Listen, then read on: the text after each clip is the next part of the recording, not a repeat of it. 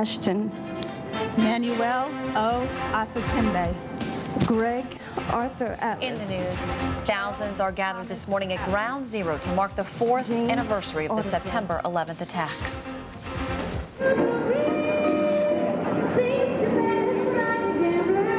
Washington remembers the victims of 9/11. I'm Jeff Nabshin at the Pentagon. Coming up, we'll have a live report. And President Bush will head to New Orleans again today for his 3rd visit to the area devastated by Hurricane Katrina. You're watching NBC4, working for you, live from the area's leading news station. This is News 4 Today. Good morning and welcome to the 9 o'clock edition of News 4 Today. It is Sunday, September 11th, 2005. I'm Shannon Breen. And I'm An Yang. Let's get started with the latest weather from Clay Anderson in Storm Center 4. Good morning, Clay. Good morning, Un. Good morning, Shannon. Great Sunday morning to all of you. Temperatures outside in the mid-60s under bright sunshine. Fog not really a factor for our Sunday morning. Winds are light from the northeast. No rain showers across the region. Another dry, sunny day. The numbers for your Sunday, about 81 degrees by 1 p.m. for the kickoff for the Redskins at FedEx Field. 83 degrees will be the high temperature today, and for the rest of the week, looks like dry weather will hold until about Wednesday. And then Wednesday, Ophelia, or the possibility of Ophelia, could be making a visit to the Washington area. We'll talk about that and more in just a few minutes when I join you two downstairs. All right, we'll see you then. Thank you, Clay. And we begin this morning with a nation remembering 9/11, the largest and deadliest terror attack on U.S. soil. Just minutes ago, thousands of mourners paused for a moment to mark the exact time the first plane slammed into the World Trade Center. Ceremonies are being held here in Washington, in New York, and in Pennsylvania to remember the victims. It was 4 years ago today the hijacked jets were slammed into the Pentagon, the World Trade Center, and brought down in Pennsylvania. Reporter Michelle Franzen joins us now live from New York with the latest. Michelle?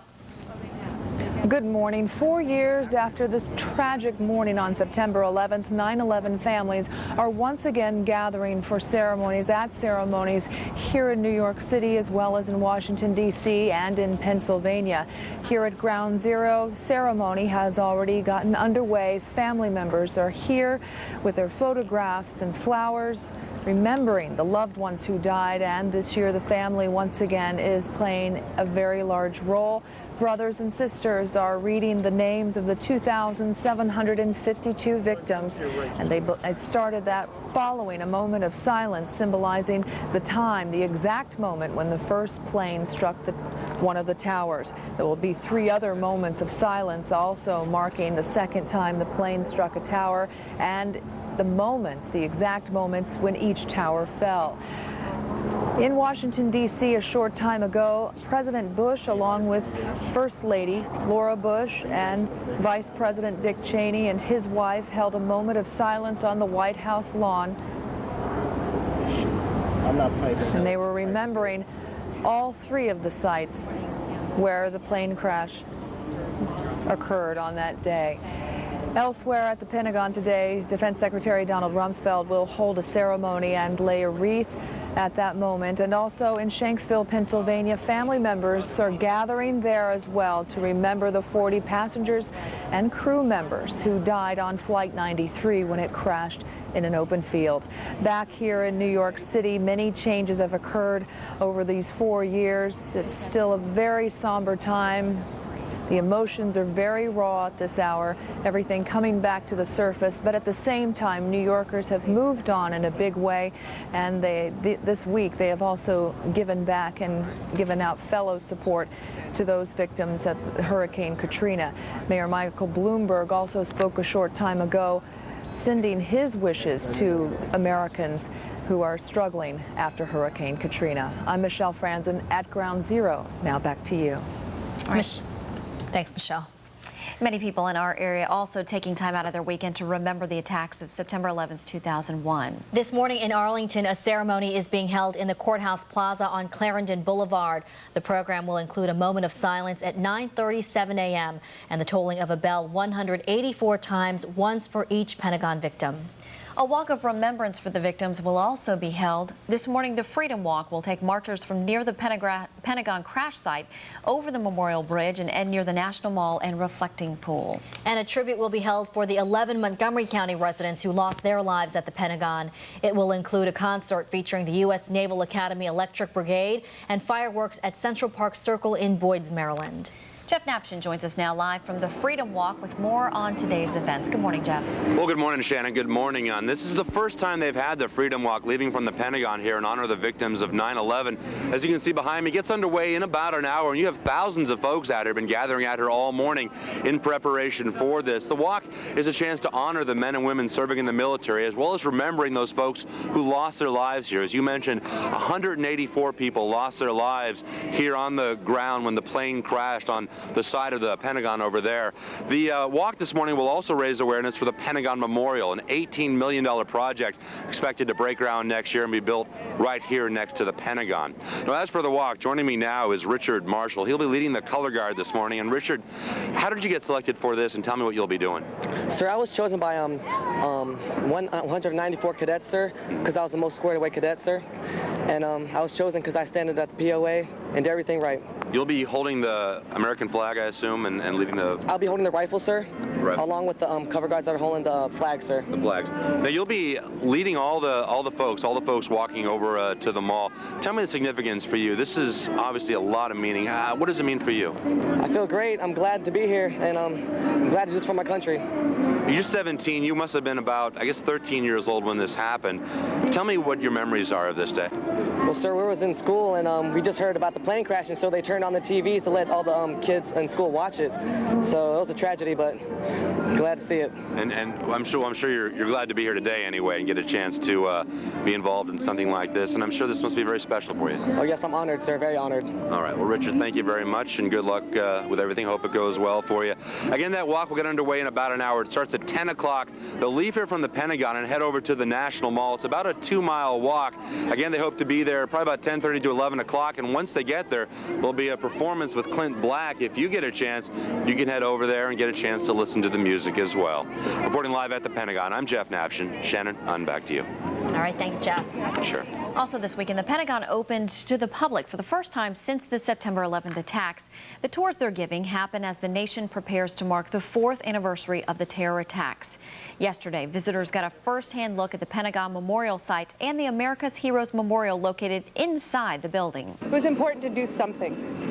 And, you know, this was available. I think that the public should take any opportunity that they're given to see something like this when they open it up. It still hurts. You never forget, you know, the pain, and it never goes away ever. 184 people died in the Pentagon attack. A contingent of Montgomery County firefighters are going to take a moment today to mark the 4th anniversary of the 9/11 attacks as well. Fire and Rescue spokesman Pete Pieringer says the firefighters from the county presented a flag flown at the Pentagon after the attacks to a group of about 350 New York firefighters who are also helping with the recovery effort in New Orleans. Pieringer says the county's urban search and rescue team responded to the 2001 attack immediately and worked for 14 straight days at the Pentagon. President Bush will be in Louisiana today for his 3rd trip to the Gulf Coast region devastated by Hurricane Katrina. And in New Orleans this weekend, there are new predictions that the death toll will be lower than originally feared. Leanne Gregg has more now from New Orleans. Search and rescue teams in New Orleans are going through neighborhoods for a second time to look for bodies and evacuate holdouts. Rescuers try to minimize exposure to the toxic water, but it can't be helped. Making sure they change their clothes, change their socks, you know, make sure they're keeping their hands clean. So far, though, the Centers for Disease Control says there has been no widespread outbreak of disease. Meanwhile, massive pumps are moving the floodwater out of the city and into Lake Pontchartrain, a priority of FEMA's new leader of the recovery process. Quite clearly, the #1 challenge right now is more pumping capacity and to unwater the city of New Orleans. Local leaders, once critical of FEMA, now say they're seeing progress. The right FEMA team is now on the ground, and New Orleans is taking a great positive step to recovery. The receding water can be seen on houses and cars. Where the water is gone, the cleanup can get underway. I'm getting the city back together, and I'm a part of it. Trash is being cleared away at the convention center where thousands of evacuees initially took shelter from the storm. One of the first visible signs of a city trying to find its way back from the ruins. On Sunday, President Bush will return to this city for his third visit since the storm. From New Orleans, I'm Leanne Gregg, News 4. In the district, relief officials say people have been so generous that hurricane relief donations are no longer being accepted. The D.C. Armory has enough toiletries, clothes, and other supplies for evacuees there, and fire stations in the city are no longer accepting donations of any kind. Instead, city officials are asking people to give money to the Red Cross. A Red Cross spokeswoman says the organization will need more than $1 billion to provide emergency relief in the next few weeks. The Red Cross says it also needs 40,000 volunteers. The relief agency says those who sign up will be sent to the disaster zone to help with a long-term recovery. Volunteers will also be sent to other parts of the country where victims have been relocated. They'll work at shelters, feeding and delivery sites, and the Red Cross is currently providing shelter to more than 160,000 people. It's now 9:09, 64 degrees. Coming up on this Sunday morning edition of News 4 Today, we will continue our live coverage from around the country as people continue to mark the anniversary of the September 11th attacks. You're now looking live at pictures from Ground Zero in New York. We'll also go live to the National Mall this morning where the Black family reunion continues. And in this week's Digital Edge report, we're going to tell you how to travel to parks all across the country without ever leaving home. Stay with us. You're watching News 4 Today. Welcome back. Groups in the Washington area continue to pitch in to help victims of Hurricane Katrina. This weekend, a church in Maryland transformed its previously scheduled Community Day into a fundraiser for the victims. The Emmanuel Seventh-day Adventist Church is on New Hampshire Avenue in Ashton. That's where members of the congregation spent their Saturday gathering donations to be sent to the disaster zone. Clean clothes, shoes, and toiletries were collected. Several Adventist churches in the Washington area are taking part in the effort. And in Arlington, Virginia, the St. Agnes School is also loading a truck for those left homeless by Katrina. Volunteers are filling an 18-wheeler with linens for people who have to live in temporary housing shelters. New pillows, blankets, sheets, and towels are being collected. The school says a volunteer will drive the stock truck down to the affected areas for distribution. NBC4 and NBC News Washington are planning a day-long fundraising effort tomorrow, September 12th, to help the victims of Hurricane Katrina. We'll be accepting monetary donations at the Georgetown Safeway at 1855 Wisconsin Avenue from 6 a.m. to 6:30 p.m. And you can also donate at SunTrust Bank locations during business hours. WMZQ Radio and Hot 99.5 are also helping raise funds.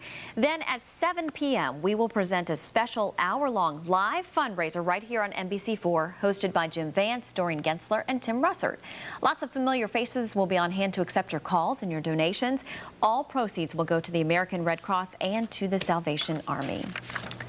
Hundreds of people will be gathering on the National Mall today to celebrate the 20th annual Black Family Reunion. Nadine Parker is the executive director of the National Capital Coalition to Prevent Underage Drinking, and she joins us live from the mall to tell us more about what she'll be doing today. Good morning. Thanks so much for joining us. Good morning. Thank you for having me. Now, we know you're having a lot of fun activities, music, dance, food out there, but you're also going to address some serious issues. Tell us a little bit about that. Yes, the National Capital Coalition to Prevent Underage Drinking addresses underage drinking issues in the District of Columbia.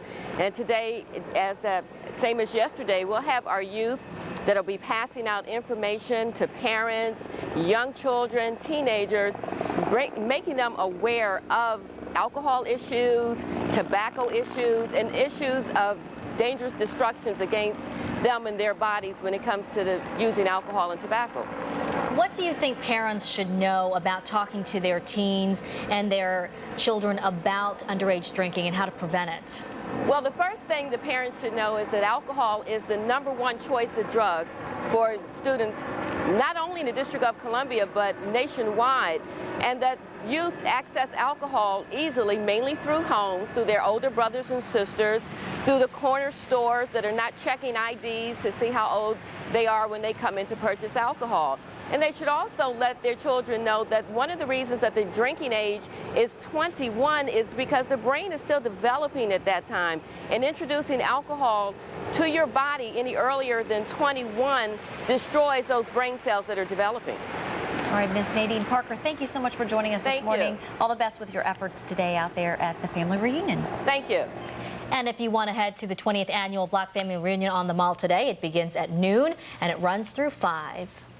And we're going to check and see if the weather is going to cooperate. It was great yesterday for the reunion. Yeah, and I think today will be a great day as well. Complete forecast and an update on Hurricane Ophelia in just a moment. Lindsay Zarniak joins us. I think it's football today, Lindsay. Yeah. I know, Clay. I bet you can't wait for the Redskins. The Redskins are gearing up to take on the Bears, you know, and NASCAR's most recognizable drivers is out of the race. Plus, the Nationals, they will turn to a rookie to help them out trying to get a win against Atlanta as News 4 this morning continues.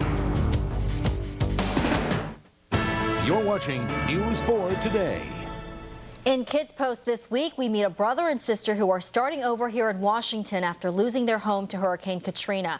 And essential, useless information for kids. Plus, things are about to get buggy in Washington. Here's Joe Krebs. Good morning. I'm Joe Krebs, and this is Kids Post on TV, and I'm joined again this morning by Washington Post Kids Post editor Tracy Grant. Tracy, good morning to you. Nice to see you, Joe. I understand this week you're going to talk with one of the, or two of the evacuees from the South. That's right. We in Tuesday's Kids Post, we talked to a brother and sister who fled their home in New Orleans and who are now living with an aunt and uncle up in Columbia, Maryland. The things that they brought with them to try to make a new place feel like home, how they're adjusting to school, and how they really want to go back home. On a bit more pleasant note, I understand you also have a book this week that's a lot of fun. It sure is. It's called Children's Miscellany, Essential Information That's Useless to Know. And it's, for example, Joe, do you know that in your life you will probably eat about 6 spiders? I will not. Yes, you will. Most of them while you're asleep. You won't even know it. No. And for example, ants don't sleep at all. Ants don't sleep at all? They don't sleep at all. Okay. That's the kind of stuff we've got in the book this week. I look forward to that. That sounds great. I understand you're also going to be previewing a bug-filled event coming up. On Saturday, the Smithsonian's Natural History Museum has their annual Bug Fest. There will be bug races. You can dress up like a bug. A lot of fun. You can even hold some of the critters. I remember going to the Smithsonian and seeing all those huge cockroaches they have there. Finally, today's Kids Post celebrates a very special day. Right. Today is Grandparents' Day. Hope you remembered to call Grandma and Grandpa. And our survey in today's paper has some really interesting facts. For example, 64% of kids say they feel close to their grandparents, 20% consider them role models, and as a sign of the times, 16% email their grandparents regularly. That's terrific. Well, if you want more information, you can go to our website at NBC4.com and look under Kids Post, or you can go to WashingtonPost.com/Kids Post. And that is Kids Post on TV for this week. I'm Joe Krebs. We still can't get over Bug Fest. Right, 6 spiders you'll eat in your... You can go down and watch cockroach races. It's a mouthful. But Clay would rather speak about the weather. This is you learn so much. He doesn't want to be You just funky. learn so much, yeah. Outside right now, if you know, sunshine across the Washington area for this Sunday. We say good morning to you across the area. Another great day. We could use some rain, however, and I know folks don't like the rain for their weekend, so maybe in the middle of the week we can pick up some showers. But right now, 68 degrees, hazy sunshine across the Washington area. Winds from the northeast at 6 miles per hour. Air quality index, code green. In a good category. Up and down the East Coast this morning, more sunshine, and sunshine abounds anywhere from New England across areas of New Jersey, Pennsylvania. We continue to show, here we are, showing the clear skies across our region, picking up some clouds down to our west. If you are traveling, and some folks are thinking about tailgating in the next couple of hours, live Doppler 3D, no rain showers to impede your travel. I-95 corridor out to our east, Annapolis, Highway 50 out to the west, Interstate 66 in Martinsburg, West Virginia, Shenandoah Shenandoah Valley looks mighty nice outside. Someone told me there was a football game today, and at FedEx Field, temperature 70 degrees. That's right. Looking forward to some great weather. Go Redskins. Yes, you heard it right here. I say go Skins across the area. That's right. Temperatures across the upper 60s and they're 70. They're hollering here in the studios. I don't know why they're surprised. I don't understand it. We continue with the temperatures up and down the eastern seaboard, and again, 68 degrees in town, 68 for Cincinnati. Middle America, Chicago, Illinois, 74 degrees, St. Louis, about 75 degrees now. High pressure continues to dominate the eastern seaboard, holding off Hurricane Ophelia, a Category 1 storm. It is still a hurricane. Circulation around the high pressure system and the jet stream to our north, combination of these two factors keeps Ophelia offshore. How long it will remain offshore remains the question. As of now, it looks like at least Tuesday into Wednesday before we will start feeling the effects of Ophelia when it gradually starts moving inland.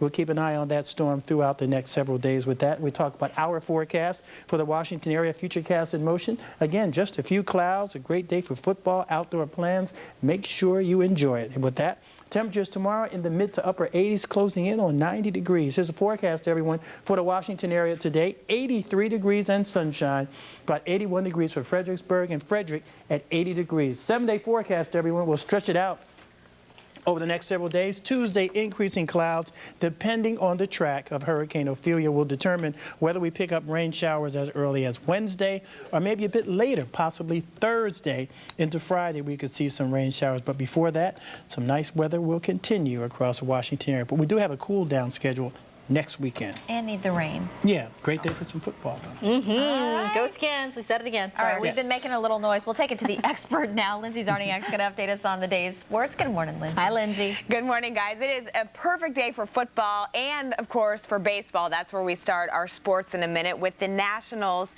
who were shut out for the 11th time this season. The score yesterday was 4-0. They lost to the Braves. Nats pitcher Livan Hernandez has lost 11 straight regular season decisions against Atlanta. He pitched 8 innings. He gave up 4 runs on 7 hits. The series finale is later this afternoon. Of course, college football, Stanford snapped Navy's 6-game home winning streak with a 41-38 win last night in the first meeting between the two teams in 40 years. That's Marco Nelson. He scored 3 touchdowns. And at the Women's U.S. Open final, after losing in her first 4 Grand Slam finals, 22-year-old Belgian Kim Clijsters beat Mary Pierce in straight sets, 6-3, 6-1, her first career Grand Slam championship. There she is, celebrating with her happy family. She takes home $2.2 million. On the men's side, Andre Agassi defeated Robbie Ginepri in 5 sets. He'll advance to the finals, and top seed Roger Federer beat Leighton Hewitt in 4 sets, also advancing. Agassi and Federer, they play in the final later tonight. That's an event certainly not to miss. I'm Lindsay Zarniak, and that is Sports in a Minute, guys. All right, we'll see you. Thanks, Lindsay. Shannon? Well, in this morning's Digital Edge, it takes us on a trip to parks all across the country without ever having to leave home. News 4's IJ Hudson introduces us to Web Rangers. The Web Rangers website is aimed mostly at younger kids. It's dozens of games, adventures, and puzzles to draw them into history and to some of what the national parks all across the country have to offer. There's nothing like visiting a park yourself with family and friends and seeing things with your own eyes. Take a few pictures. But not everyone can travel to a national park, especially those in the far reaches like Alaska. It's really intended for kids who may never ever, for instance, visit Denali and see the sled dogs at Denali. So it kind of broadens their experience as to what the National Park Service has to offer. That visit to the sled dogs is full of history and pictures of the dogs. You can learn the commands the musher, the person on the sled, gives the dogs. Whoa! Or even guide the sled. Aww. The website is also a link to a full list of parks across the country. We all know the big name parks, but this is going to give children who don't even know things are nearby in their own neighborhoods a chance to see some of the different sites that are out there and really experience them in a different way by using the internet.